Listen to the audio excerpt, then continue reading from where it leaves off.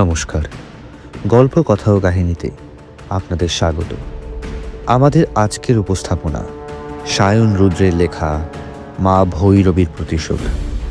গল্পটি আপনাদের ভালো লাগলে অনুগ্রহ করে চ্যানেলটিকে সাবস্ক্রাইব করুন এবং ভিডিওটিকে লাইক ও হাইপ করার মাধ্যমে আমাদের পাশে থাকুন। শুরু হচ্ছে আজকের গল্প।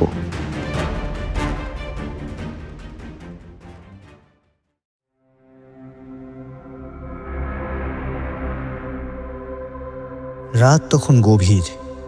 একটা প্রায় অন্ধকার ঘরে যজ্ঞের আগুন জ্বালিয়ে আগুনের পাশে বসে চোখ বুঝে খুব মৃদু স্বরে মন্ত্র উচ্চারণ করে চলেছে একজন মহিলা। মহিলার পরনে রক্তাম্বর, গলায় ঝোলানো লম্বা রুদ্রাক্ষের মালা, ঘন কালো লম্বা চুল নেমে এসেছে কোমর পর্যন্ত, কপালে লাল সিঁদুরের তিলক, নাকের গোল নথটা বেশ অনেকটা বড়। হঠাৎ করে সেই ঘরের মধ্যে অনুপ্রবেশ ঘটল একজন গ্রাম্য যুবকের। ঘরটা হয়তো ভূগর্ভস্থ ঘর, কারণ যে যুবক সেই ঘরের মধ্যে ঢুকল সে একটা অন্ধকার সিঁড়ি দিয়ে নেমে এসে দাঁড়ালো সেই মহিলার কাছে। মা, ওকে নিয়ে এসেছি। সেই মহিলার উদ্দেশ্যে কথা বলে উঠল সেই যুবক। যুবকের কাঁধে ঝোলানো একজন মানুষের শরীর। হয়তো মানুষটা মারা যায়নি, শুধুমাত্র অজ্ঞান হয়ে রয়েছে। যুবকের কথা শুনে হঠাৎ করে চোখ খুললেন সেই মহিলা। তার চোখ দুটো রক্তবর্ণ। গম্ভীর কণ্ঠে সেই মহিলা বলে উঠলেন, ঠিক আছে, ওকে ওখানে ভালো করে বেঁধে ফেল। আজ অমাবস্যার রাতে এর রক্তেই মায়ের পুজো করব। মাকে তুষ্ট করে আমি এ জগতের সর্বশক্তিমান হয়ে উঠব।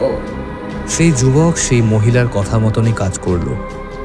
সেই অচেতন শরীরটাকে ডান দিকের কোণায় নিয়ে গিয়ে মোটা দড়ির সাহায্যে হাত পা শক্ত করে বেঁধে ফেলল, আর সেই অচেতন শরীরটাকে এমনভাবে বসিয়ে দিল যেন তার মাথাটা ঠেকে যায় সেই ঘরেতে থাকা একটা হাঁড়ি কাঠের উপর।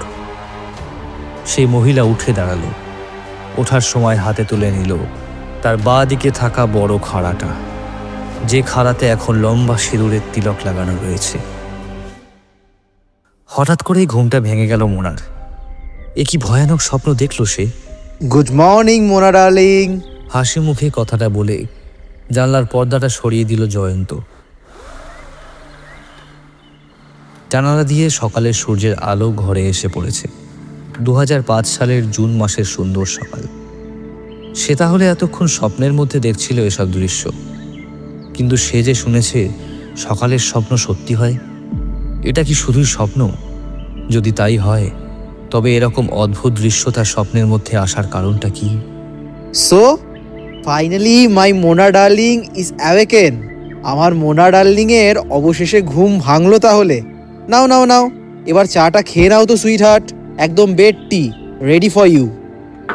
হাতে থাকা চায়ের ট্রেটা পাশের টেবিলটার উপর রেখে একটা চায়ের কাপ ডিশ মোনার দিকে এগিয়ে দিল জয়ন্ত।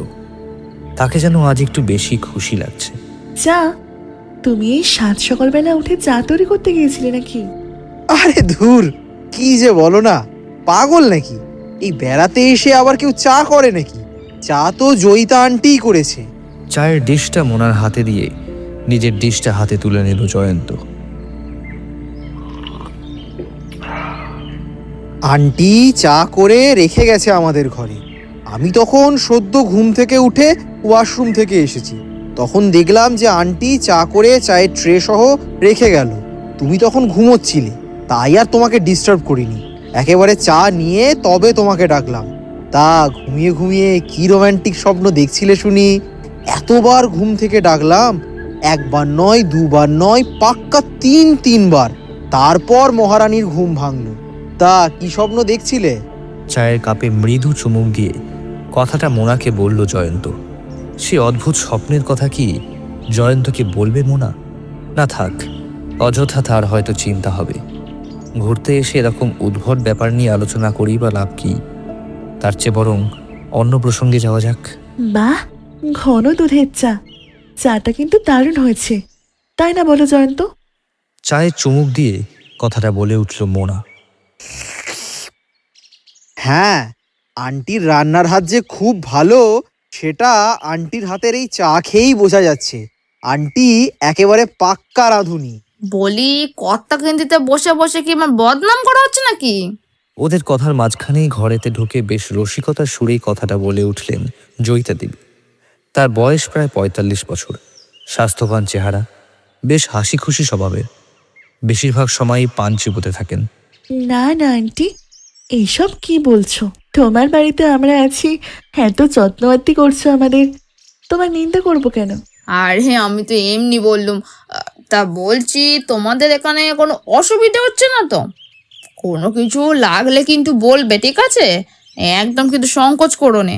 না না আন্টি, আমাদের কোনো রকম অসুবিধা হচ্ছে না, বরং আমরা তো এখন বেশ ভালোই আছি।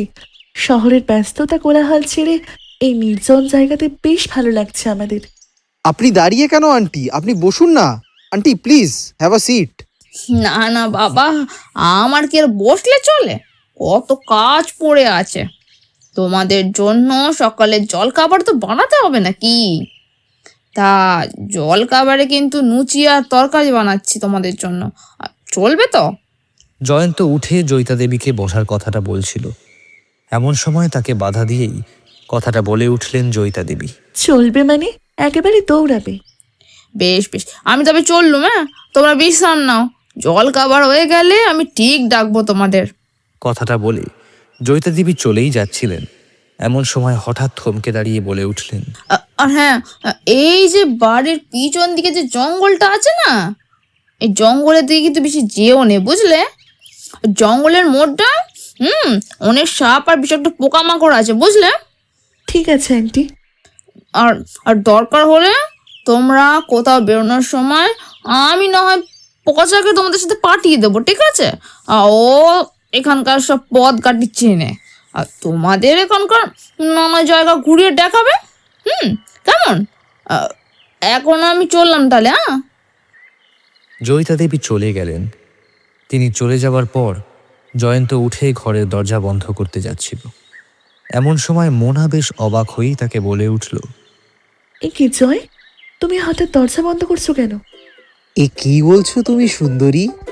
শহর থেকে এতটা দূরে একটা প্রায় নির্জন জায়গায় ঘুরতে আসার পর যদি কারোর সুন্দরী বউ থেকে থাকে, তবে তবে কি সে দরজা বন্ধ না করে থাকতে পারে? না জয় না, এখনই সাত সকালবেলা একদম দুষ্টুমি নয়। তেমন হলে আমি কিন্তু আন্টিকে ডাকবো। আন্টি! আরে আরে আরে, এই কি করছো তুমি? এই তুমি দেখছি সারা এলাকার লোককে জানাবে যে তোমার বর তোমাকে আদর করতে চায়। আরে কি করছো? মোনার কাছে এসে তার মুখটা আলতো করে চেপে ধরে কথাটা বলে উঠল জয়ন্ত। আচ্ছা বাবা, আচ্ছা, আমি কিচ্ছু করব না। আমি এই এখানে বসলাম, কিচ্ছু করব না। আমি শুধু তোমার সঙ্গে গল্প করব। ওকে, শান্তি? গল্প করতে চাও করতে পারো, তাতে অবশ্য আমার আপত্তি নেই, তবে শুধু গল্পই, এর চেয়ে বেশি কিছু নয়, বুঝেছ? তাই নাকি? তবে রে। আর ছাড়ো, আমার লাগছে। জয়ন্ত ইয়ার্কির ছলে আলতো করে মোনার কানটা চেপে ধরল। সে ছাড়াতে গিয়ে জয়ন্তর হাতটা চেপে ধরতে দুজনের মধ্যে গভীর টান অনুভব হলো। দুজনে আরো কাছাকাছি চলে আসতে লাগলো। এই প্রসঙ্গে তাদের পরিচয়টা একটু দিয়ে দেখা যাক। মোনা অর্থাৎ মোনালিসা মিত্র, মিত্র গ্রুপ অব ইন্ডাস্ট্রির একমাত্র উত্তরাধিকারী।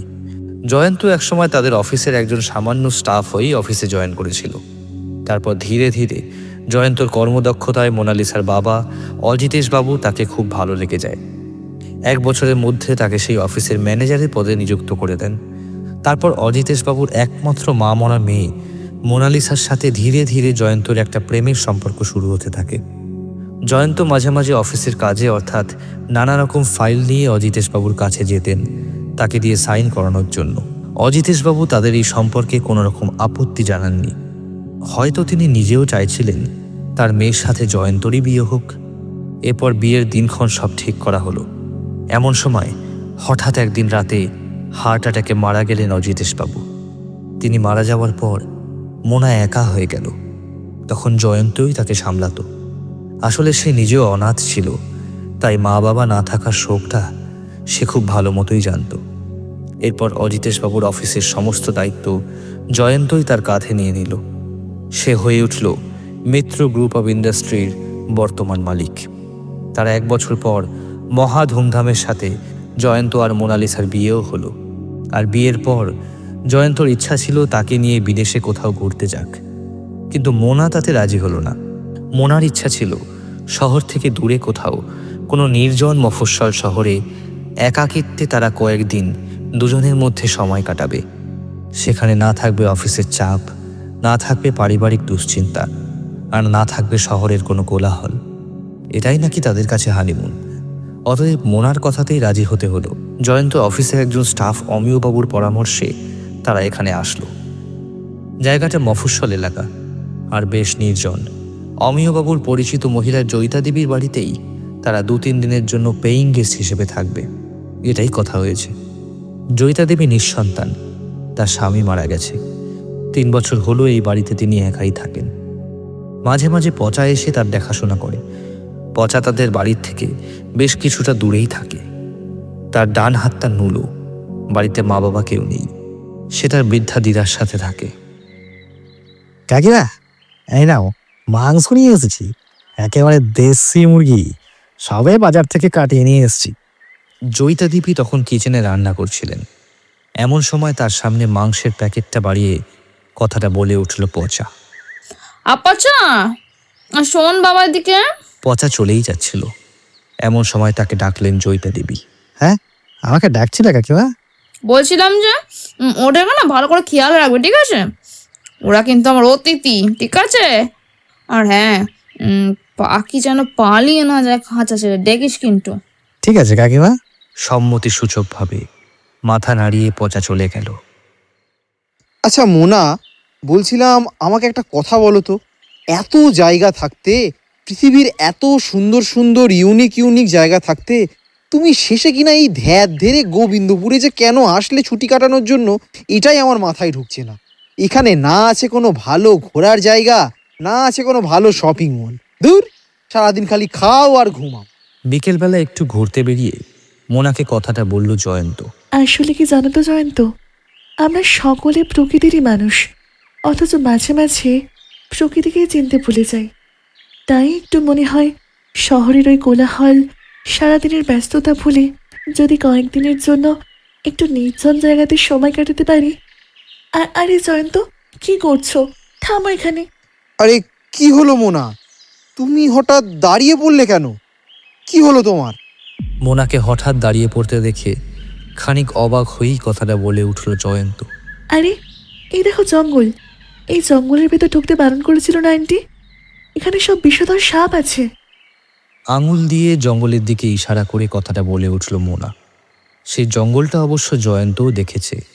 বেশ ঘন জঙ্গল, চারিদিকে বড় বড় গাছ, বেশ অপরিষ্কার। হয়তো এই জঙ্গলের ভেতরে তেমন লোকজনের যাতায়াত নেই। আরে না না, তুমি কি ওই আন্টির কথা বিশ্বাস করলে নাকি? উনি বয়স্ক মানুষ, উনি হয়তো আমাদের এমনিই বলেছেন এই ঘন জঙ্গলের ভিতরে ঢুকে গিয়ে যদি আমরা পথ হারিয়ে না যাই, সেই কারণেই তো উনি আমাদের ওইসব সাপখোপের অযথা ভয় দেখিয়েছেন। সেটা কি তুমি বোঝোনি? মোনাকে খানিক আশ্বাস দেওয়ার উদ্দেশ্যেই কথাটা বলে উঠল জয়ন্ত। না তবু ওই জঙ্গলটা দেখে মোনার শরীরের ভেতর কেমন যেন একটু অদ্ভুত অনুভূতি হতে শুরু করেছে। তার মনে হচ্ছে জঙ্গলের ভেতর থেকে কেউ যেন তাকে ডাকছে। কোনো মধ্যবয়স্কা মহিলার গলার আওয়াজ, খুবই মৃদু স্বরে কিন্তু একদম স্পষ্ট, যেন তার কানের সামনেই প্রতিধ্বনিত হয়ে চলেছে সেই স্বর। মোনালিসা, মোনালিসা, এদিকে আয় মা, আমি যে তোর জন্য অপেক্ষা করছি।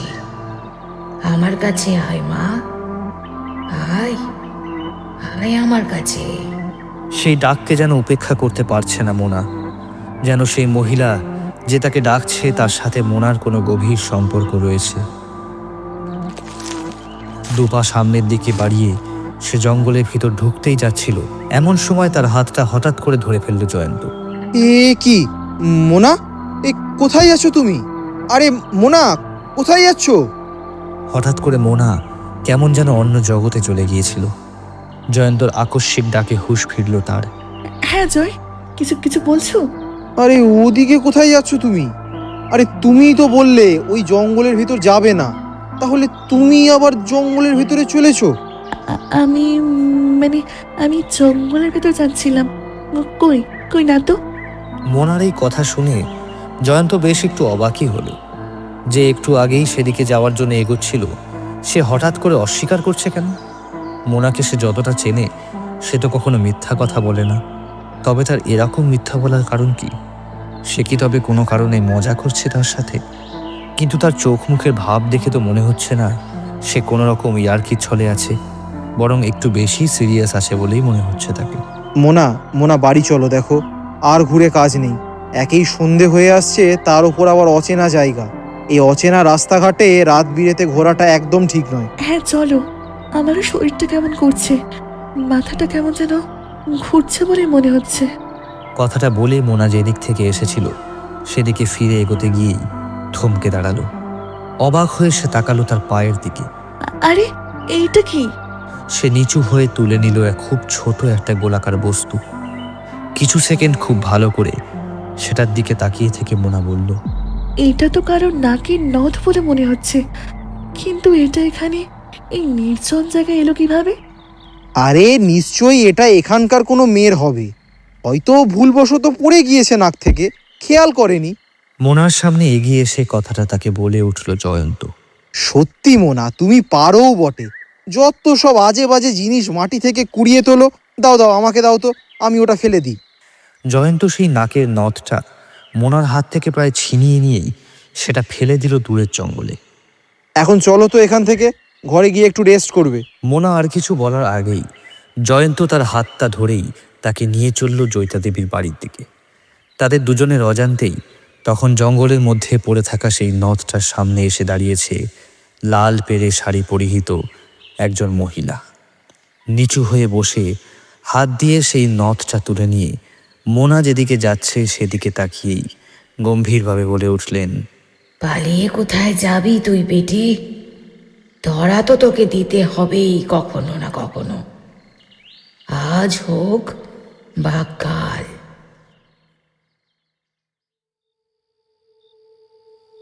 সাদা ধোঁয়ায় এখন ভরে রয়েছে ঘরের চারিদিক। তার মধ্যেই এখন হাঁটু মুড়ে ঘরের এক কোণায় বসে রয়েছে মোনা। তার হাত দুটো বাঁধা, মাথাটা রয়েছে একটি হাঁড়ি কাঠের ওপরে। চোখ দুটো খোলা থাকলেও তার মধ্যে যেন এখন সম্যক জ্ঞান নেই। নয়তো এরকম হাত বাঁধা অস্বাভাবিক অবস্থাতে শান্তভাবে কেউ বসে থাকতো না। ছটফট করে নিজেকে বাঁধনমুক্ত করার চেষ্টা করতো সে, নয়তো চিৎকার করে কোনো লোকজন জোগাড় করার চেষ্টা করত যাতে সে এখান থেকে নিরাপদে যেতে পারে। কিন্তু তার কিছুই সে করছে না, বরং তার স্থির দৃষ্টি দেখে মনে হচ্ছে সে যেন তার আসন্ন বিপদের জন্য প্রস্তুত হয়ে রয়েছে। তার সিঁথির লাল সিঁদুর গাঢ়ভাবে দেওয়া রয়েছে, পরনে লাল পেরে শাড়ি, হাত দুটো পেছনে রয়েছে বলে শাখা পড়া রয়েছে কিনা তা দেখা যাচ্ছে না। ধীরে ধীরে তার সামনে এগিয়ে আসছেন একজন মহিলা। তারও পরনে লাল পেলে শাড়ি, মাথার চুল নেমে এসেছে কাঁধ পর্যন্ত। দুই হাত দিয়ে একটা বড় খাড়া উঁচু করে ধরা রয়েছে। দূরে কোথাও কাঁসর ঘণ্টার শব্দ শোনা যাচ্ছে। সে মহিলা এখন একদম মোনার সামনে দাঁড়িয়ে রয়েছেন। মোনা যেন সব দেখেও না দেখার ভান করে মরার মতনই স্থির হয়ে রয়েছে। এবার নিজের মৃত্যুর জন্য তৈরি হয়ে যা বেটি। তোর প্রাণ বিসর্জন দিয়ে সেই রক্তেই আমি মায়ের পুজো দেব। কথাটা বলেই সেই মহিলা খাড়াটা একদম মোনার কাছে নামিয়ে আনলেন। আর সেই সময় প্রচণ্ড চিৎকার করে ঘুম ভেঙে ধর্মড়িয়ে উঠে বসল মোনা। না, আমাকে মেরো না, আমাকে ছেড়ে দাও। এ কি হলো মোনা, তোমার কি হয়েছে? তুমি হঠাৎ এইভাবে চিৎকার করে উঠলে কেন? কি হয়েছে তোমার? জয়, জয় আমাকে বাঁচাও, ও আমাকে মেরে ফেলবে। ছাড়বি না, ছাড়বি না আমাকে। কে কে তোমাকে মেরে ফেলবে? এখানে তো কেউই নেই। নিশ্চয়ই তুমি কোনো ভয়ের স্বপ্ন। এ কি মোনা, মোনা তোমার তো গা একদম জ্বরে পুড়ে যাচ্ছে। তুমি এখানে শুয়ে থাকো, তুমি এখানে রেস্ট করো। আমি এক্ষুনি আন্টিকে ডেকে দেখি কোনো ডাক্তারের ব্যবস্থা করতে পারি কিনা। তুমি এখানে একটু রেস্ট নাও। মোনার গায়ে হাত দিয়েই জয়ন্ত বুঝতে পারল তার জ্বর এসেছে। মোনাও এখন কাঁপতে শুরু করেছে। না না জয়, তুমি আমাকে ছেড়ে যেও না, ও আমাকে মেরে ফেলবে। ওই দেখো, ওই দেখো, ও দরজার কাছে দাঁড়িয়ে আছে, খাড়া নিয়ে এগিয়ে আসছে আমার দিকে, আমাকে মেরে ফেলবে ও। কেমন অদ্ভুত ভয়ে জয়ন্তকে জড়িয়ে ধরল মোনা। তার ভীত দৃষ্টি তখন রয়েছে ঘরের বন্ধ দরজার দিকে, যেন বলতে চাইছে কোনো আততায়ী সেই ঘরে ঢুকে তার দিকে এগিয়ে আসছে তাকে মারার জন্য। আহ, পাগলামি করো না মোনা। দেখো দেখো, ওখানে কেউ নেই, তুমি শুধু শুধুই ভয় পাচ্ছ। জ্বরের ঘোরে হয়তো ভুল দেখছো। আমাকে ছাড়ো, আমাকে ছাড়ো মোনা, তুমি এখানে একটু শুয়ে পড়ো। তোমার জ্বর আছে গায়ে, তুমি একটু রেস্ট নাও, আমি দেখি কোনো ওষুধপত্র পাই কিনা। Aunty, Joyita aunty. মোনাকে এক প্রকার জোর করেই শুইয়ে দিয়ে জয়ন্ত উঠে ঘরের দরজাটা খুলে বেশ জোরের সাথেই 2 বার ডাকলো জয়িতা দেবীকে। কি হলো বাবা জয়, হঠাৎ করে আমি ডাকছো কেন? কোনো সমস্যা হয়েছে নাকি? জয়ন্তর কথা শোনার প্রায় সঙ্গে সঙ্গেই তাদের ঘরের সামনে এসে দাঁড়ালেন জয়িতা দেবী। তার পরনে একটা নাইটি, চোখেতে রয়েছে মাইনাস পাওয়ারের চশমা, যেটা তিনি সবসময় পরে থাকেন। তিনি যে অত রাত্রে ঘুম থেকে উঠে আসলেন সেটা তার চোখ মুখ দেখে বোঝা যাচ্ছে না। আর তার ঘরটা জয়ন্তর ঘর থেকে বেশ খানিকটা দূরেই, তাই হঠাৎ ডাকেই যদি তার ঘুম ভেঙেই যায়, তাহলেও ঘুম থেকে উঠে বিছানা থেকে নেমে দরজা খুলে জয়ন্তদের ঘরের সামনে আসতেও প্রায় মিনিট 2 মতন সময় লাগে, যে সময়ের আগেই তিনি উপস্থিত হয়েছিলেন। তবে জয়ন্তর মাথাতে ওসব চিন্তা আসার পরিস্থিতি বর্তমানে নেই। সে মোনার শারীরিক অবস্থা নিয়ে বর্তমানে চিন্তিত। জয়িতা দেবীকে বললেন, আচ্ছা আন্টি, আন্টি বলছিলাম যে আপনার কাছে কি কোনো ডাক্তারের খোঁজ আছে, বা কোনো জ্বরের ওষুধ থাকলেও হবে। আসলে আসলে মানে মোনার শরীরটা না হঠাৎ করেই খারাপ হয়ে গেছে, ওর হঠাৎ করেই না জ্বর এসছে। জ্বর এসেছে? আমার কাছে তো জ্বরের কিছু ওষুধ আছে, ওটা খাইয়ে দিতে পারো বুঝলে।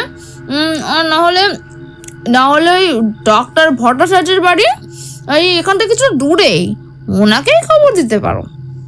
মেরে ফেলবে, ও আমাকে মেরে ফেলবে, বাঁচতে দেবে না, বাঁচতে দেবে না ও আমাকে। জয়িতা দেবীর কথা শেষ হওয়ার আগেই শুয়ে শুয়েই কেমন বেহুশ অবস্থাতেই কথাটা বলে উঠল মোনা। বৌমা, বৌমা সব কি বলছে? কার কথা বলছো? ও কিছু নয় আন্টি, ও কিছু নয়, আসলে হয়তো জ্বরের ঘোরে ভুলভাল বকছে।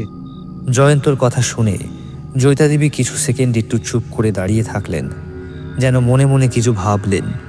তারপর কেমন একটু বিজ্ঞের মতনই বলে উঠলেন, মনে হচ্ছে বৌমার শরীরটা খারাপ, ওষুধে সারবে না বুঝলে। আর তুমি একটু অপেক্ষা করো, আমি যাচ্ছি, ডাক্তারবাবুকে কল করছি, উনি এক্ষুনি এসে পড়বেন। মনে হচ্ছে হাওয়া বদলের কারণেই জ্বরটা এসেছে, তবে চিন্তার কোনো কারণ নেই। আমি কিছু ওষুধ লিখে দিচ্ছি, ওষুধ খেলেই হয়তো ঠিক হয়ে যাবে। আপাতত একটা ঘুমের ইঞ্জেকশন দিয়ে দিচ্ছি, কিছুক্ষণ রেস্ট নিলে হয়তো কিছুটা ঠিক হয়ে যেতে পারে। গম্ভীরভাবে কথাটা বলে উঠলেন ডক্টর অসিত ভট্টাচার্য। অসিতবাবুর বয়স প্রায় 50-এর কাছাকাছি। বেশ ভালো ডাক্তার হিসেবেই এই এলাকায় নাম রয়েছে তার। মোনা এখন প্রায় অচেতন অবস্থাতেই শুয়ে রয়েছে বিছানার ওপরে, আর প্রায় নিজের অজ্ঞাত সারিয়ে বলে উঠছে, আমাকে বাঁচাও, বাঁচাও আমাকে, ও আমাকে মেরে ফেলবে। আমি তাহলে এখন আসলাম। দিন দিন দিন, প্রেসক্রিপশনটা আমাকে দিন ডাক্তারবাবু, আমি পচাকে দিয়ে আনিয়ে নিচ্ছি। জয়ন্ত ডাক্তারবাবুর ভিজিট দেওয়ার পর তিনি চলে গেলেন। তিনি চলে যাওয়ার পর হঠাৎ করেই জয়িতা দেবী জয়ন্তর সামনে এসে বললেন, বাবা, তোমার সাথে একটু কথা ছিল, একটু বাইরে আসতে পারবে? কি কথা আন্টি? চলুন চলুন, বাইরে চলুন। জয়িতা দেবীর সাথে ঘরের বাইরে গেল জয়ন্ত। বলছিলাম কি, তুমি কি জঙ্গলের মধ্যে ঢুকেছিলে নাকি? মানে মানে আমি বলতে চাইছি, ওই জঙ্গলের মধ্যে কি তোমরা গিয়েছিলে কোনো কারণবশত? না, জঙ্গলের মধ্যে তো যাইনি, তবে জঙ্গলের সামনে গিয়েছিলাম, আর সেখান থেকেই আবার ফিরে চলে এসেছিলাম। কেন বলুন তো আন্টি, মানে কোনো সমস্যা হয়েছে? জয়িতা দেবীর কথাতে জয়ন্ত বেশ একটু অবাকই হলো। তারা যে সত্যিই জঙ্গলের সামনে গিয়েছিল সেটা তিনি জানলেন কিভাবে? তোমার একটা তো বারণ করেছিলাম নাকি ওদিকে যেতে, তবুও তোমরা গেছিলে। যাই হোক, তোমার স্ত্রী এখন ভালোই ভালো সুস্থ হয়ে গেলেই হলো। কিন্তু আন্টি, জঙ্গলের মধ্যে এমন কি আছে যার জন্য আপনি এত ভয় পাচ্ছেন?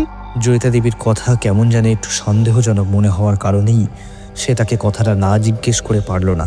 শুনতে চাইছো যখন, তখন তোমাকে বলি। জয়িতা দেবী তার কথা আরম্ভ করলেন। সে অনেক বছর আগেকার কথা, প্রায় ওই 25-30 বছর তো বটেই। ওই জঙ্গলের মধ্যে থাকতো একজন বিধবা মহিলা। তার স্বামী হয়তো 2-3 বছর আগে মারা গিয়েছিল, ছেলে পিলে কিন্তু কেউ হয়নি।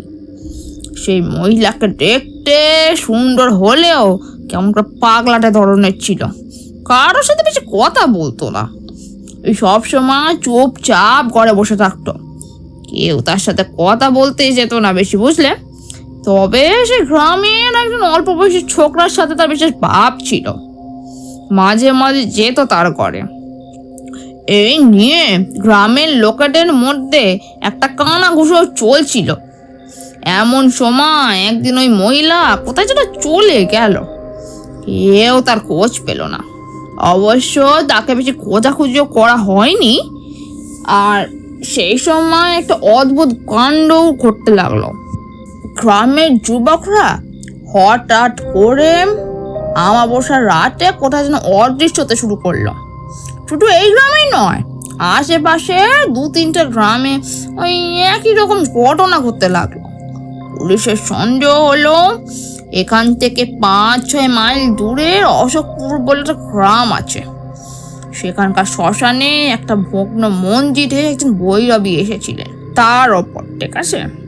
কারণ যখন থেকেই সে বৈরবী সে মন্দিরে গিয়েছিল, তখন থেকেই অদ্ভুত অদ্ভুত ঘটনা ঘটতে শুরু করেছে। কিন্তু উপযুক্ত প্রমাণ ছাড়া তো কিছু করা যাবে না, না? তাই পুলিশ অপেক্ষা করছিল পরের আমাবস্যার রাত পর্যন্ত। আর সেই আমাবস্যার রাতেই পুলিশের গোপন অভিযানের মধ্যে দিয়েই হাতে নাতে ধরা পড়ল সেই ভৈরবী মা। ওই প্রতি আমাবস্যার রাতেই সেই ভৈরবী লুকিয়ে মন্দিরের ভিতরে একটা গুপ্ত ঘরে যুবকদের বলি দিত। আর সেই বলির জন্য যুবকদের অচেতন করে তার কাছে নিয়ে যেতেও ওই গ্রামেরই সেই ছোকরা, যার কথা তোমাকে বললাম না, সে। আর আর সেই ভৈরবী মা কে ছিলেন জানো? ওই সেই জঙ্গলের মধ্যে থাকা বিধবা মহিলা। তারপর সেই আমাবস্যার রাতে যখন সেই মহিলা আবার নিরীহ পুরুষের বলিতে যাচ্ছিল, তখনই সেই শ্মশানে উপস্থিত হলো পুলিশ। হ্যান্ডস আপ, তোমার খেলা শেষ। এবার পুলিশের হাতে তোমাকে ধরা দিতেই হবে।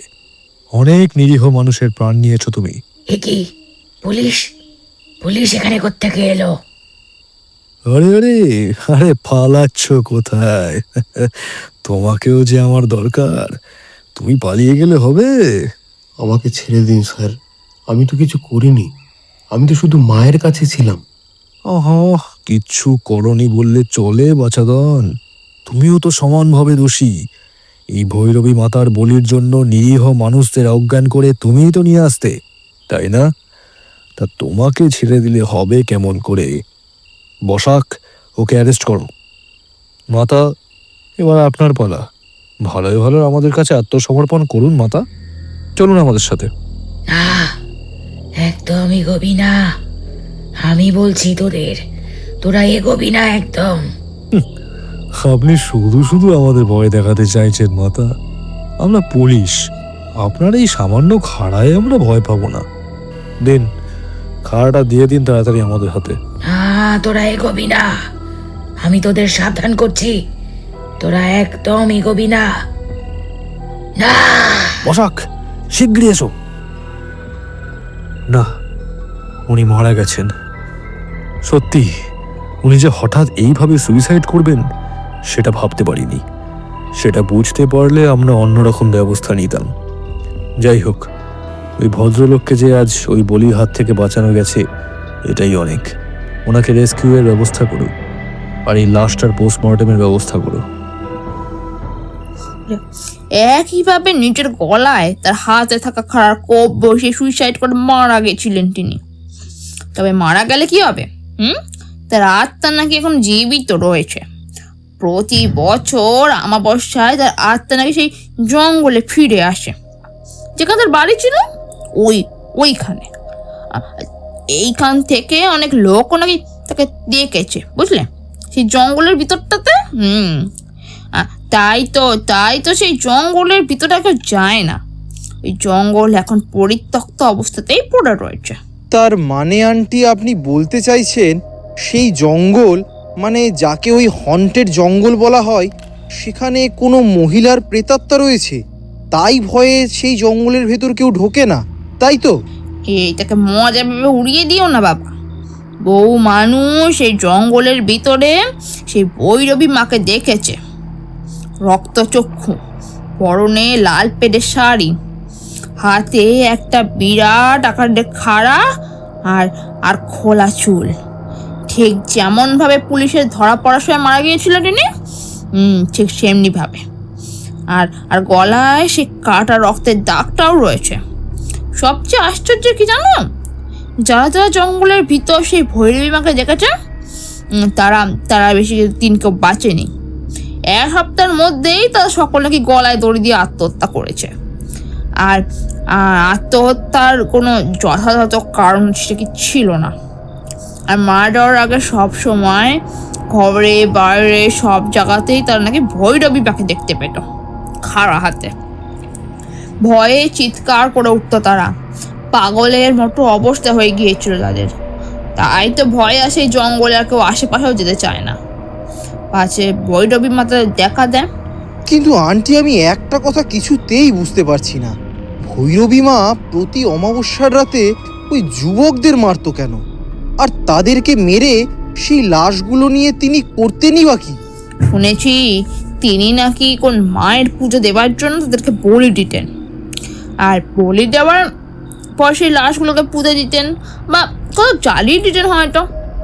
পুলিশ একমাত্র যাকে বাঁচাতে পেরেছিল, তাকে ছাড়া আর কোনো ডেড বডি সেখানে পায়নি।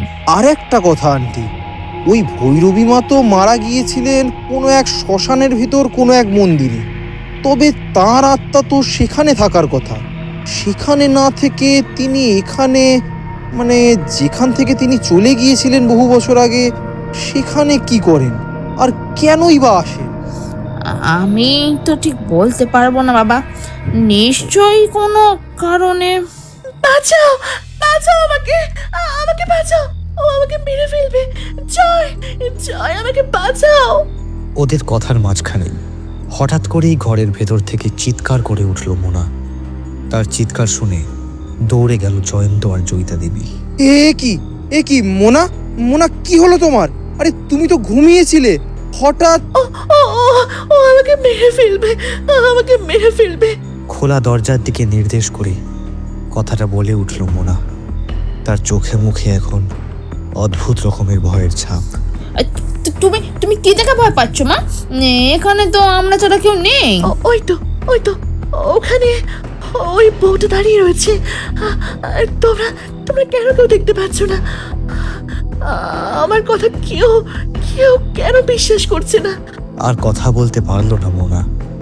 হঠাৎ করে কেমন অজ্ঞান হয়ে বিছানার উপর ঢলে পড়ল সে। মোনা, মোনা! মোনার এখন আর কোনো সার নেই, গভীর ঘুমে আচ্ছন্ন সে। তাকে দেখে এখন মনেই হচ্ছে না একটু আগেই কত ভয়ানক আচরণ করছিল সে। বাবা, আমার মনে হচ্ছে তোমার এই জায়গা থেকে চলে যাওয়াই উচিত। এখানে থাকলে তোমার বউয়ের বিপদও হতে পারে। কিন্তু আন্টি, মানে... কোনো কিন্তু নয় বাবা, তোমরা বরং কালকে এখান থেকে চলে যাও। জয়ন্ত অবাক হয়ে কিছু বলতে যাচ্ছিল, কিন্তু তার আগেই কথাটা বলে উঠলেন জয়িতা দেবী। আর 2 দিন পরেই আমাবস্যা।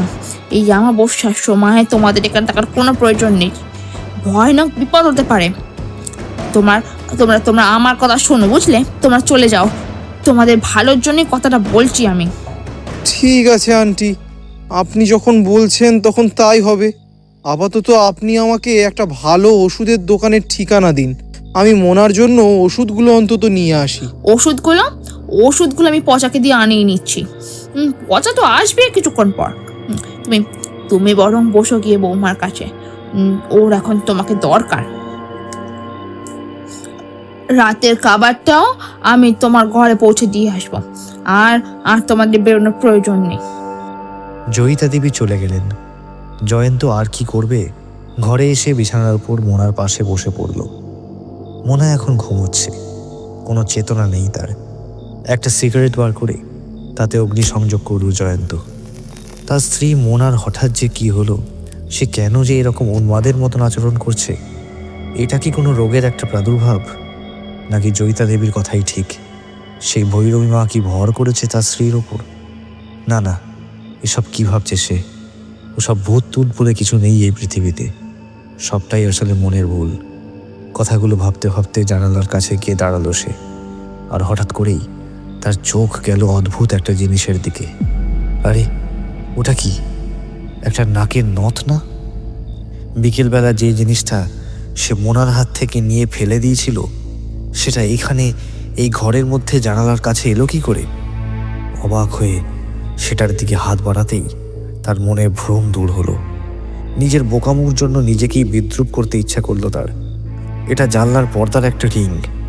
সত্যি সে পারেও বটে। মোনার মতো তারও কি মস্তিষ্ক বিকৃত হয়েছে? Good morning Mona darling, a very good morning. Good morning. সকালবেলা ঘুম থেকে উঠতে কথাটা মোনাকে বলল জয়ন্ত। তাহলে মহারানীর ঘুম ভাঙলো অবশেষে। কেমন আছো এখন? একটু ভালো আছি এখন। মোনার চোখ মুখ দেখেই বোঝা যাচ্ছে সে এখন অনেক সুস্থ অবস্থাতে রয়েছে। গতকালের ভয়ে সেই রেশটা এখন আর নেই। নাও, এখন এই ওষুধটা খেয়ে নাও তো লক্ষ্মী মেয়ের মতো। সকালবেলা খালি পেটে তোমার একটা ওষুধ রয়েছে। আমি আন্টিকে বলছি তোমার জন্য চা আর ব্রেকফাস্টের ব্যবস্থা করতে। মোনার দিকে ওষুধের খাপটা বাড়িয়ে দিল জয়ন্ত। চা? কিন্তু তুমি চা খাবে না? আমার ব্রেকফাস্ট খাওয়া হয়ে গেছে। একবার ঘড়ির দিকে তাকিয়ে দেখছো তো, সকাল 9টা বাজে। এখন আর চা খাওয়ার সময় নেই, একেবারে ব্রেকফাস্ট খাওয়ার সময় হয়ে গেল। সত্যি ঘড়ির ঘন্টার কাঁটাটা 9-এর ঘরে আর মিনিটের কাঁটাটা 1-এর ঘরে রয়েছে। এত বেলা করে ঘুম থেকে ওঠার জন্য সে মনে মনে একটু লজ্জাই পেল।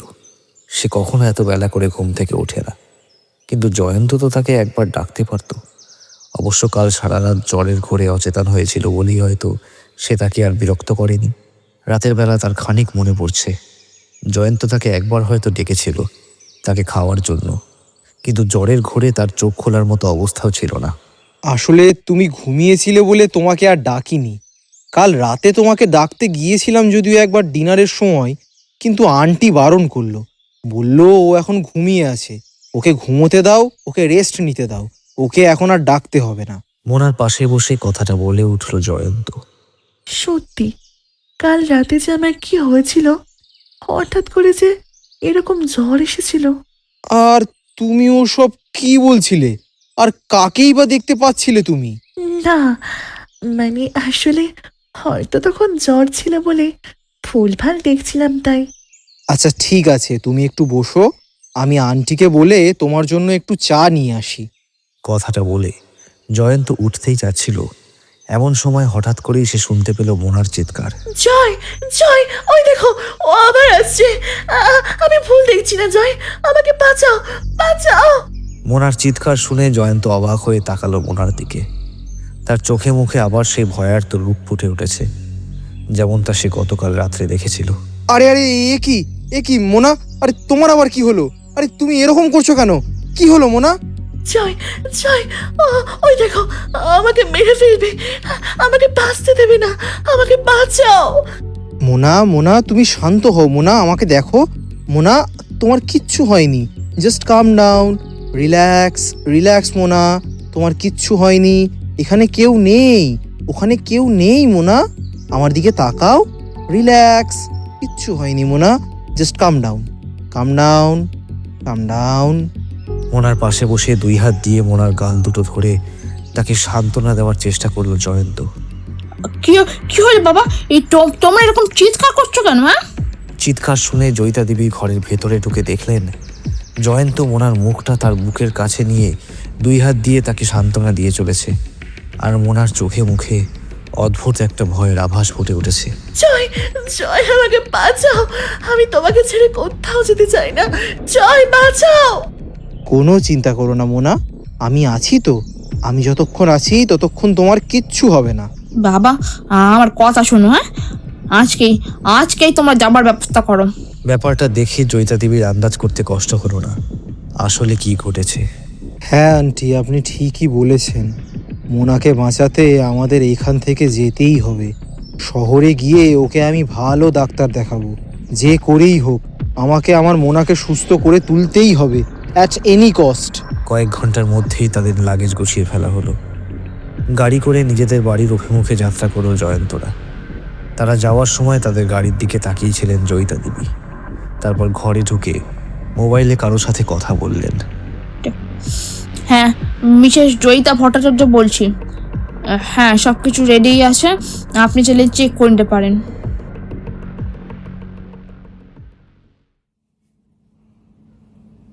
আরে চিন্তার কোনো ব্যাপার নেই জয়, আমার রিহাব সেন্টারে কয়েকদিনের চিকিৎসা করলেই সম্পূর্ণ সুস্থ হয়ে যাবে। তোর কাছে আমার এই একটাই রিকোয়েস্ট রজত, যে করেই হোক ভাই আমার মোনাকে তুই সুস্থ করে দে।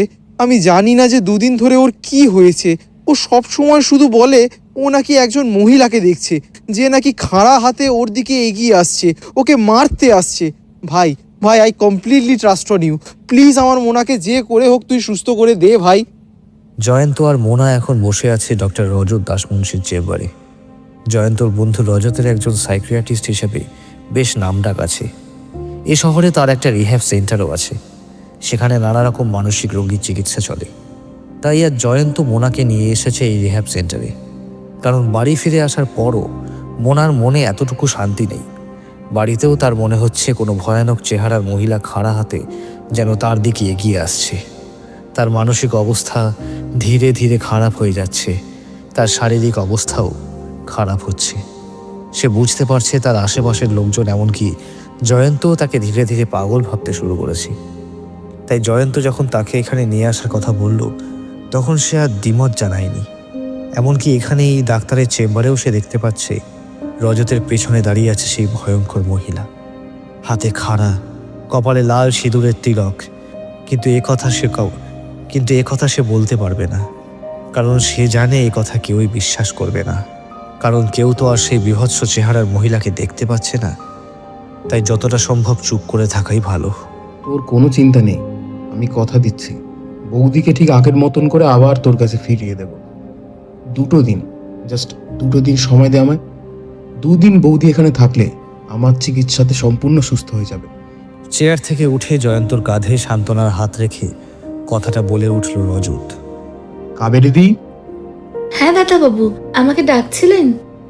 রজতের ডাকে ভেতর থেকে ঘরে এসে ঢুকলেন সেন্টারের মেইনটেনেন্সের দায়িত্বে থাকা একজন মধ্যবয়স্ক মহিলা। ওনাকে ভেতরে নিয়ে যাও। বৌদি, আপনি যান ওনার সঙ্গে। আসুন ম্যাডাম। রজতের কথাতে মোনা কোনো রকম বাক্য ব্যয় না করে উঠে দাঁড়ালো। কাবেরী দেবীর সাথে সে শান্ত মেয়ের মতন চলে গেল সেন্টারের ভেতরে। আসলে তার মধ্যেও রয়েছে সুস্থ হওয়ার তাগিদ। নিজের স্বামীর সাথে আবার আগের মতন সুখে শান্তিতে জীবন কাটানোর ইচ্ছা যে তার মধ্যে প্রচণ্ডভাবে রয়েছে। জয়, তুই এবার নিশ্চিন্তে বাড়ি যা। আমি রজত দাসমুন্সি, তোকে যখন কথা দিয়েছি তখন আমার কথা আমি ঠিকই রাখবো। 2 দিন, জাস্ট 2 দিনের মধ্যে আমার কাজ হয়ে যাবে। ওকে, ঠিক আছে রজত, এই নে টাকাটা ধর। লাগলে আরও দেবো, প্রয়োজন পড়লে বলিস, পাঠিয়ে দেবো। বেশ হাসি মুখে রজতের দিকে টাকার বান্ডিলটা ছুঁড়ে দিল জয়ন্ত। এখন আসলাম রজত, কাল আবার দেখা করতে আসবো। তবে একটা বিষয় মনে রাখবি, কাজটা যেন ঠিকঠাকভাবে হয়। আর ওই মোনা যাতে কোনোদিনই এই রিহ্যাব সেন্টার থেকে আর বেরোতে না পারে, সেই ব্যবস্থা কিন্তু তোকেই করতে হবে। তাই কাজটা খুব ভালোভাবে করবি। বেশ হাসি মুখে রজতের দিকে টাকার বান্ডিলটা দিল জয়ন্ত। জয়ন্ত উঠে পড়ল চেয়ার ছেড়ে। চোখে সানগ্লাসটা দিয়ে গাড়ির সামনে এসে গাড়িতে ওঠার আগে সে মোবাইলে কাউকে কল করলো। হ্যালো পিউ, আমাদের প্ল্যানটা সফল হয়েছে পিউ। এবার ওই মোনাকে পুরোপুরিভাবে পাগল প্রমাণ করতে আমাদের আর কোনো অসুবিধাই হবে না। মোনার সমস্ত সম্পত্তি এখন আমার হবে। ও থুরি থুরি থুরি, আমাদের হবে। মোনাকে পাগল হওয়ার অজুহাত দেখিয়ে তাকে খুব সহজেই ডিভোর্স দিয়ে দিতে পারবো। তারপর তোমাকে বিয়ে করে আমরা দুজন সারা জীবন সুখে সংসার করতে পারবো। প্রয়োজনে রজতকে দিয়ে মোনাকে একবারে শেষ করে দিতেও কোনো অসুবিধা হবে না। রজত আমার ছোটবেলার বন্ধু, ওকে যেমনভাবে বলবো ও ঠিক তেমনভাবেই কাজ করবে। ওকে পিউ বেবি, আজ আমার জন্য রান্না করে রাখো দেখি। লাঞ্চটা আমি কিন্তু তোমার বাড়িতে গিয়েই করব। আই এম কামিং বেবি, আমি আসছি তোমার বাড়ি। আমি এখন রাখছি, কেমন? জয়ন্ত গাড়িতে উঠে পড়ল। গাড়ি চালিয়ে পিউয়ের বাড়ির দিকে যেতে যেতে নিজের মাস্টার প্ল্যানগুলোর কথা চিন্তা করে সে মনে মনে বেশ খুশি হতে লাগলো। কিভাবে অজিতেশ বাবুদের অফিসে কাজ করতে করতে মোনাকে মিথ্যা প্রেমের জালে ফাঁসিয়েছিল, সম্পত্তির জন্য বিয়ে করেছিল মোনাকে, তারপর সে ভালোবেসে ফেলেছিল তার কলেজ লাইফের ফ্রেন্ড পিয়ু সেনকে। একদিন হঠাৎ করেই কফি হাউসে পিয়ুর সাথে তার দেখা হয়। তারপর গোপনে মেলামেশা করতে করতেই তাদের দুজনের মধ্যে একটা ঘনিষ্ঠ সম্পর্ক তৈরি হয়, আর তারা একে অপরকে বিয়ের প্রতিশ্রুতিও দেয়। কিন্তু পিয়ুকে বিয়ে করতে গেলে জয়ন্তের প্রথমেই দরকার মোনার সাথে ডিভোর্স। কিন্তু মোনা যদি তাকে ডিভোর্স দিতে না চায়, আর তাছাড়াও মোনা তাকে ডিভোর্স দিতে গেলে যদি জয়ন্ত তার স্ত্রীর সম্পত্তি থেকে হাতছাড়া হয়, যে সম্পত্তির জন্য তার এত কিছু করা, সেটাকে সে এইভাবে হাতছাড়া করবে, এ তো কিছুতেই হতে পারে না। তাই পিউ আর জয়ন্ত মিলে বানালো একটা মাস্টার প্ল্যান, আর সেই প্ল্যানে সে জুড়ে দিল তার ছোটবেলার বন্ধু রজতকেও। জয়ন্ত আর মোনা শহরের বাইরে ঘোরার একটা প্ল্যান হলো, আর তার আগেই জয়ন্ত রজতের কাছ থেকে নিয়ে নিল কিছু ওষুধ, যে ওষুধ খাবার বা কোনো পানীয়ের মধ্যে মিশিয়ে দিলেই মোনা অদ্ভুত রকম আচরণ করবে, যা থেকে সকলের মনেই সন্দেহ হবে যে তার হয়তো মাথাটাই খারাপ হয়ে গেছে। আর এই কাজটা যদি শহরে তাদের বাড়িতে না করে, যদি কোনো নির্জন অচেনা জায়গায় করা যায়, তবে হয়তো জয়ন্তের উপর কারোরই কোনো সন্দেহ হবে না। সকলে ভাববে মোনার উপর কোনো ভূতের প্রভাব পড়েছে। আর জয়ন্ত বেছে বেছে এমনই একটা জায়গা খুঁজে বার করলো যেখানকার মানুষের মনে সেই অঞ্চল সম্পর্কে একটা ভূতের ভয় রয়েছে। তবে মোনাকে এ ব্যাপারে কিছু জানতে দেওয়া যাবে না। আর মোনা যে ভীষণ সেন্সিটিভ একজন মেয়ে, সেটা জয়ন্ত ভালোভাবেই জানে। তবে মোনার ওপর যে সেই ওষুধের এমন মারাত্মক প্রভাব পড়বে, এত তাড়াতাড়ি সে যে সাকসেস পেয়ে যাবে, সেটা সে ভাবতেই পারেনি। যাই হোক, কাজটা তো ভালো মতন হয়েছে। তবে একটা ব্যাপারে জয়ন্তর খটকাটা এখনো যাচ্ছে না, আর সেটা হলো মনে মনে নানা কথা ভাবতে ভাবতেই পিউয়ের বাড়িতে চলে এলো জয়ন্ত। পিউ তার বাড়িতে একাই থাকে। তার মা বাবা দুজনেই মারা গেছে। একমাত্র ভাই এখন ব্যাঙ্গালোরে চাকরি করে। দরজার সামনে এসে কলিং বেলটা বাজালো জয়ন্ত। হাত ঘড়িটার দিকে তাকিয়ে একটু মৃদু হাসলো জয়ন্ত। হয়তো পিউয়ের সাথে আজকের টাইমটা কিভাবে স্পেন্ড করবে, সেটা ভেবেই মনে মনে খুশি হলো সে। বেচারি মোনা ডার্লিং, নিজের প্রতিদেবের প্রতি অগাধ আস্থা তার। হয়তো সে এখনো ভাবছে তাকে যত দ্রুত সম্ভব সুস্থ করে আবার রিহ্যাব সেন্টার থেকে বাড়ি ফিরিয়ে নিয়ে যাবে তার স্বামী। কিন্তু পিউ এখনো দরজা খুলল না কেন? প্রায় মিনিট 3 তো হয়ে গেল। খানিক অস্থির অবস্থাতেই আর একবার কলিং বেল বাজালো সে। এবারও ভেতর থেকে কোনো সাড়া শব্দ পাওয়া গেল না। কি ব্যাপার, ভেতরে কি পিউ নেই নাকি? কি মনে হতে দরজাতে হাত দিয়েই খুলে গেল দরজাটা। ওটা তাহলে ভেজানো ছিল। পিউ পিউ পিউ কোথায় তুমি? পিউ! ধীরে ধীরে ড্রয়িং রুমের দিকে এগিয়ে গেল সে। পিউ কোথাও নেই। রান্নাঘরে কিংবা বাথরুমেও হয়তো থাকবে না। তবে জয়ন্ত ডাক শুনে একবার নিশ্চয়ই সাড়া দিত। তবে কোথায় গেল সে? বাড়ি থেকে বেরিয়ে কোথাও গেছে কি? কিন্তু দরজা খোলা রেখে কোথায় যেতে পারে? কি মনে হতে পিউয়ের বেডরুমে ঢুকলো জয়ন্ত। বেডরুমের দরজাটা খোলাই ছিল। আর সেই ঘরে ঢুকতেই সে যে দৃশ্য দেখল, তা দেখে সে বিস্ময় একেবারে হতবাক হয়ে গেল। পিউ পিউ পিউ এ কি করলে তুমি? হ্যাঁ পিউ এ কি করলে তুমি? ঘরের সিলিংয়ের সাথে বাঁধা একটা উনি গলায় বাঁধা অবস্থায় ঝুলছে পিউ। চোখ দুটো সম্পূর্ণভাবে বোঝা, দেখে মৃতই মনে হচ্ছে। হতভম্বভাবে ঝুলন্ত পিউয়ের দিকে খানিকটা এগিয়ে যাচ্ছিল জয়ন্ত। এমন সময় তার মোবাইলে মৃদু একটা শব্দ হলো। মোবাইলে কোনো মেসেজ ঢুকে থাকবে। একটুখানি বিস্মিত হয়েই ইনবক্স চেক করলো সে। একটা আননোন নাম্বার থেকে মেসেজ এসেছে। মেসেজটা খুলতেই কিছু সেকেন্ডের জন্য হতভম্ব হয়ে গেল সে। সেখানে লেখা আছে, ওকে মেরেছি, এবার তোর পালা, ভৈরবী মা। ভৈরবী মা! হঠাৎ করে যেন কিছুটা অবাকই হয়ে গেল জয়ন্ত। এই ভৈরবী মাটা আবার কে? তার মনে পড়ে গেল 2 দিন আগেই জয়িতা দেবীর বলা সেই কথাগুলো, সেই ভৈরবী মা, সেই জঙ্গল, কিন্তু সেই সব তো নেহাত কিছু গাঁজাখুরি ঘটনা। তার সাথে আজকে এই পিউয়ের মৃত্যুর কি সম্পর্ক? আর তার ফোনে মেসেজটাই বা কে পাঠালো? কেউ কি হঠাৎ মজা করছে তার সাথে, নাকি হঠাৎ একটা চিন্তা মাথায় খেলে গেল জয়ন্ত? পিউ কি তবে আত্মহত্যা করেনি? কেউ কি মেরে ফেলেছে তাকে? কিন্তু কার পিউয়ের সাথে শত্রুতা থাকতে পারে যে তাকে মেরে ফেলতে যাবে? আর সে কথাটা তাকে মেসেজে জানাবেই বা কেন? নিশ্চয়ই এমন কেউ যে পিউ আর জয়ন্তকে ভালো মতন চেনে আর তাদের সমস্ত ব্যাপার সম্পর্কে জানে। পিউয়ের কোনো পুরনো প্রেমিক নাকি? হয়তো তাই হবে। তবে যাই হোক, এই কথাটা পুলিশকে জানাতে হবে। পুলিশের সাহায্যে এই খুনিকে ধরতে হবে। নয়তো তার ইনবক্সে আসা এই মেসেজের কথা যদি সত্যি হয়, তবে এই খুনির নেক্সট টার্গেট জয়ন্ত। কি মনে হতে আর একবার ইনবক্স চেক করলো সে, আর তখন আর একবার বিস্মিত হয়ে গেল। সেই মেসেজটা এখন আর নেই, ডিলিট হয়ে গেছে। সারা ইনবক্স চেক করেও মেসেজটা সে খুঁজে পেল না। পুলিশের তরফ থেকে পিউয়ের ডেড বডিটা পোস্টমর্টমের জন্য নিয়ে যাওয়া হলো। পুলিশকে জয়ন্তই খবর দিয়েছে। পিউয়ের ডেড বডিটা সে যখন প্রথম দেখেছে, তখন পুলিশকে খবর না দিয়ে চলে যাওয়াটা উচিত কাজ হবে না ভেবেই সে খবরটা দিয়েছিল। এ ব্যাপারে তাকে অবশ্য নানা রকম হ্যারাসমেন্টের মুখোমুখি হতে হবে। পুলিশ হয়তো তাকে নানা রকম জিজ্ঞাসাবাদ করবে। সে কেন তার বাড়িতে এসেছিল, মৃত ব্যক্তির সঙ্গে তার সম্পর্ক কি, এসব নানা প্রশ্নই পুলিশ তাকে করবে। তবে নিজের বুদ্ধির জোরে সেই সব সমস্যার মারপ্যাচ থেকে বেরিয়ে আসতে পারবে বলেই তার বিশ্বাস। তখন মধ্যরাত, প্রায় অন্ধকার ঘরের মধ্যে যজ্ঞের আগুনের সামনে বসে বেশ নিচু স্বরে মন্ত্র উচ্চারণ করছেন একজন মধ্যবয়স্ক মহিলা। মহিলার পরনে লাল পেরে শাড়ি, মাথা ভর্তি চুল। মহিলা নিচু হয়ে মন্ত্র উচ্চারণ করছে বলে তার মুখটা দেখা যাচ্ছে না।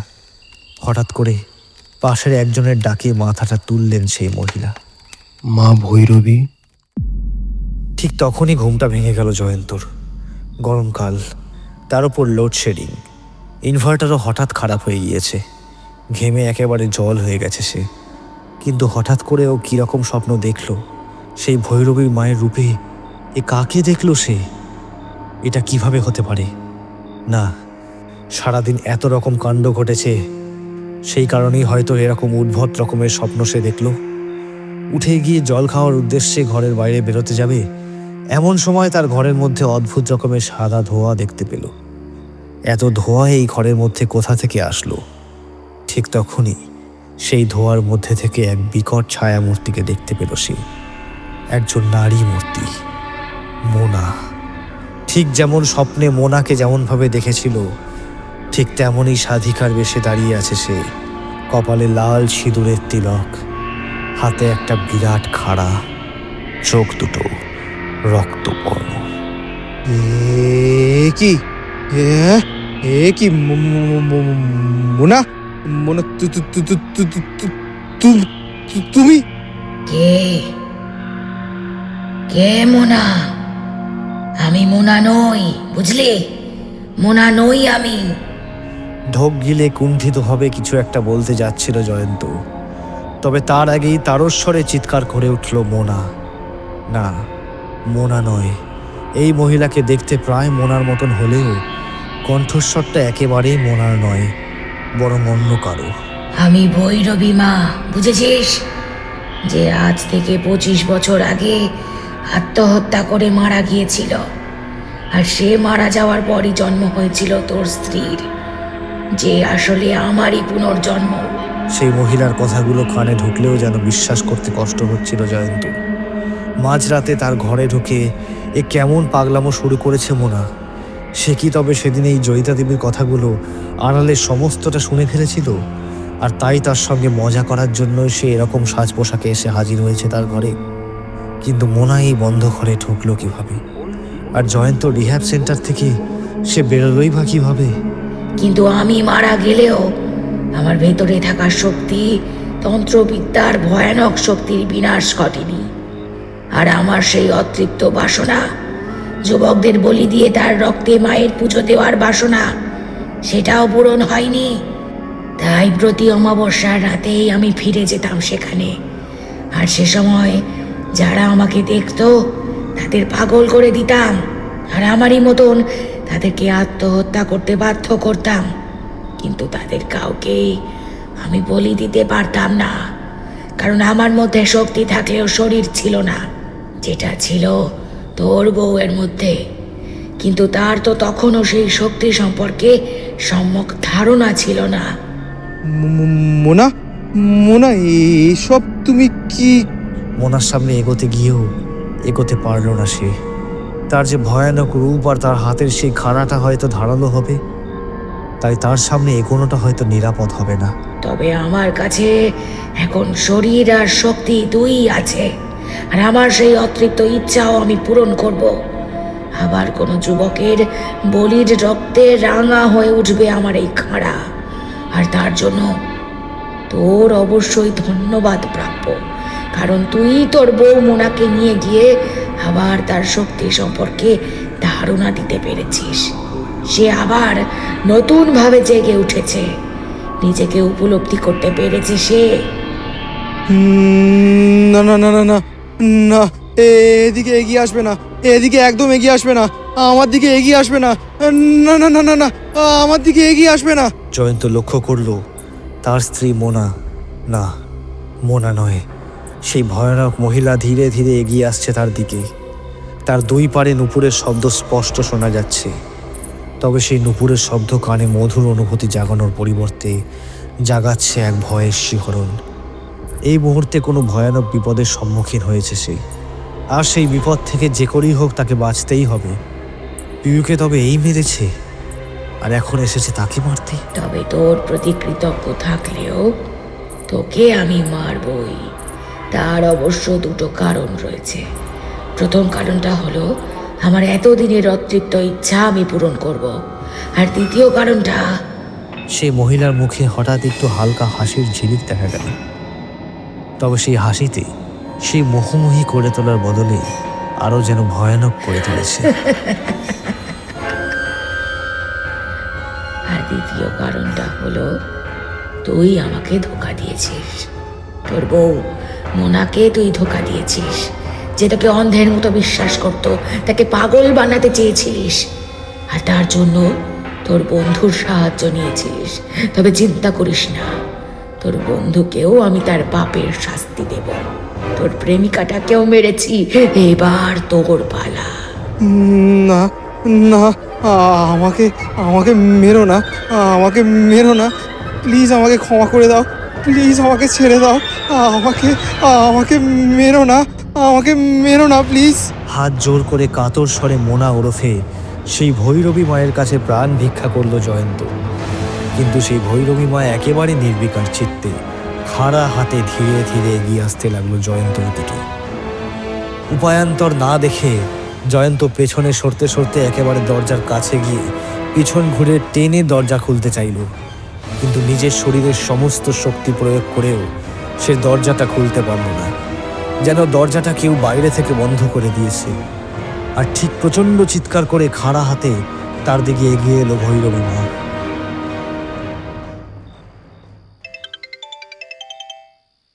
মাঝরাতের দিকে হঠাৎ করেই মোবাইলের রিংটনের শব্দে ঘুমটা ভেঙে গেল রজতের। এত রাত্রে আবার কে তাকে কল করলো? ঘুম জড়ানো চোখে বেশ বিরক্তিভাবেই কলটা রিসিভ করল রজত। হ্যালো। ফোনের ওপার থেকে একটা গম্ভীর কণ্ঠ শোনা গেল। তোর বন্ধু জয়কে আমি মেরে ফেলেছি। যা, ওর বাড়িতে গিয়ে দেখ, ওর ঘরে রক্তাক্ত অবস্থায় ওর মৃতদেহটা পড়ে রয়েছে। কি? জয় মারা গিয়েছে? হ্যাঁ, কিন্তু কিন্তু আপনি কে বলছেন? Hello hello. ফোনের ওপার থেকে আর কোনো কণ্ঠস্বর শোনা গেল না। কলটা কেটে গেল। কি ব্যাপার? কেউ কি তার সাথে কোনো রকম বাজে রকম মজা করলো? তবে জয়কে তো একটা ফোন করতেই হবে, জানতে হবে ও সুস্থ আছে কিনা। কন্ট্যাক্ট লিস্টটা থেকে সবে জয়ন্তর কন্ট্যাক্ট নাম্বারটা বের করতে যাবে, এমন সময় আবার তার মোবাইলটা বেজে উঠল। ফোনের স্ক্রিনে নাম দেখাচ্ছে রিহ্যাব সেন্টারের মেইনটেনেন্সের দায়িত্বে থাকা কাবেরী দেবীর। কিন্তু এত রাত্রে আবার সে কেন কল করছে? হ্যালো স্যার স্যার, নতুন যে পেশেন্ট অ্যাডমিট হয়েছে সে তার ঘরে নেই, সে পালিয়ে গেছে স্যার। রজত কলটা রিসিভ করতেই ফোনের উপর থেকে কাবেরী দেবীর উত্তেজিত কণ্ঠস্বর শোনা গেল।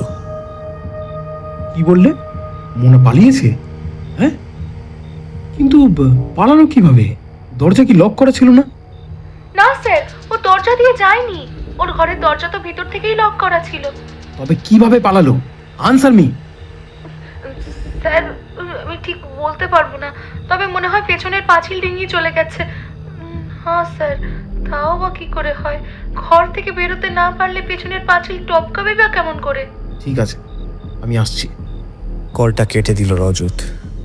মনে মনে ভাবল, এটা কিভাবে সম্ভব হতে পারে?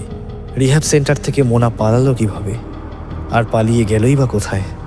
জয়ন্তর বাড়িতে কি? তবে কি সেই জয়ন্তকে? আর সেই বা কি করে?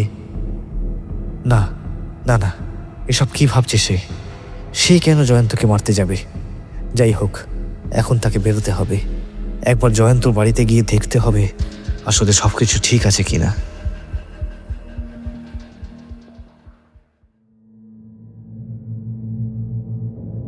এই ঘটনার পরে প্রায় 1 মাস কেটে গিয়েছে। জয়ন্তর বাড়ি থেকে দেহ থেকে মাথা কাটা অবস্থায় জয়ন্তকে উদ্ধার করা হয়েছে। কে যে তাকে মাঝরাতে তার বাড়িতে ঢুকে এমন নৃশংসভাবে খুন করেছে সেটা এখনও পুলিশের কাছে অজানা। খুনের কোনো চিহ্ন বা খুনের কোনো অস্ত্র এখনও সেই বাড়ি থেকে পাওয়া যায়নি। আর রজতের রিহ্যাব সেন্টার থেকে সেই যে মোনা সেই রাতে পালিয়ে গেল, তারপর আর কোনো খোঁজ পাওয়া যায়নি তার। না জয়ন্তর বাড়িতে, না তার নিজের বাড়িতে, কোথাও সে যায়নি। মাত্র কয়েক ঘন্টার মধ্যে সে যে কোথায় নিখোঁজ হয়ে গেল সেটা ভেবেই সবাই আশ্চর্য হয়ে গেল। সেই রাতে হঠাৎ করে ঘুমটা ভেঙে গেল রজতের। ঘুমের মধ্যে এক অদ্ভুত রকমের স্বপ্ন দেখল সে। তার স্বপ্নের মধ্যে একজন সাধিকা বসে বসে অদ্ভুত রকমের মন্ত্র উচ্চারণ করছে। প্রায় অন্ধকার ঘরে সাধিকার অবিন্যস্ত চুলের আড়ালে তার মুখটা দেখা যাচ্ছে না। সাধিকার থেকে খানিক তফাতেই একটা হাঁড়ি কাঠের উপরে মাথা দিয়ে চোখ বুজে বসে আছে রজত। ঘুম ভেঙে বিছানার পাশে থাকা লাইটের সুইচটা অন করে টেবিলের উপর থাকা গ্লাসের জগটা থেকে জল ঢেলে 1 গ্লাস জল খেল রজত। এমন সময় হঠাৎ করে কেমন দপদপ করতে লাগলো ঘরের আলোটা। দপদপ করে আলোটা নিভে গেল। এত রাত্রে হঠাৎ লোডশেডিং হওয়াতে রজত বেশ একটু অবাকই হলো। তাকে আরও চমকে দিয়ে ঘরের মধ্যে কেমন সাদা ধোঁয়ার আস্তরণ জমতে লাগলো। এ কি? এত ধোঁয়া, এত ধোঁয়া এখানে কোত্থেকে এলো? ঠিক তখনই সেই ধোঁয়ার মধ্যে থেকে একটা ছায়ামূর্তিকে দেখা গেল। একটা মহিলা ছায়ামূর্তি, যার হাতে এক বিরাট আকারের খাড়া।